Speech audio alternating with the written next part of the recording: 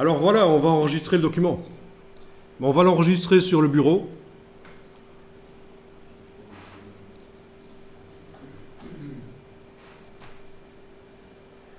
Et on va... Donc chez vous, il vous propose d'office de l'enregistrer dans le bon dossier qu'on a vu tout à l'heure, pas chez moi.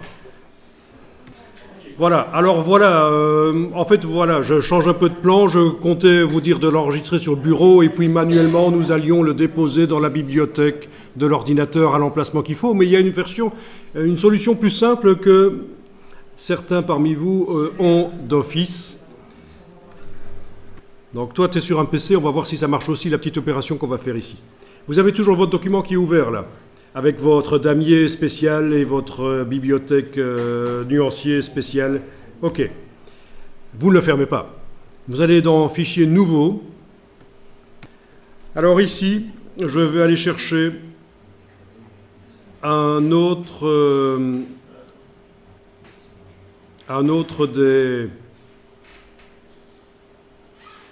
des profils. Vous essayez ça. Vous cliquez sur OK. Je reviens sur le premier document. Quand vous enregistrez maintenant, est-ce que ça vous pointe le bon dossier? Voilà, donc vous confirmez, là, après la petite opération que vous avez faite là, quand vous faites maintenant fichier enregistré sous sur votre document, vous arrivez dans le bon dossier qui contient les documents de départ. Alors sur le PC, finalement, ça n'a pas marché ça. Il a fallu qu'on fasse fichier nouveau, qu'on aille tout en bas parcourir. Il y a un fil d'Ariane qui apparaît, on l'a sélectionné complètement, on a fait CTRL-C pour le copier.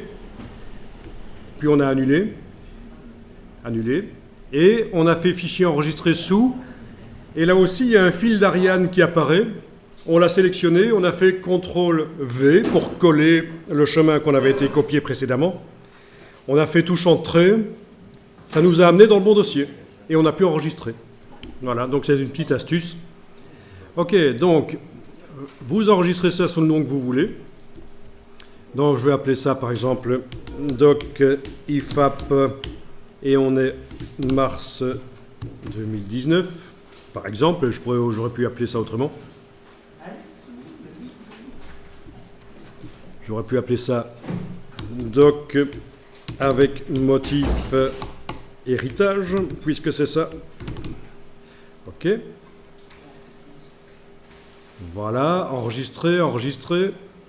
Ben, résultat, quand vous fermez les documents, là, voilà, quand vous faites maintenant un nouveau document, vous avez, parmi la liste des documents possibles, vous avez votre document qui est là.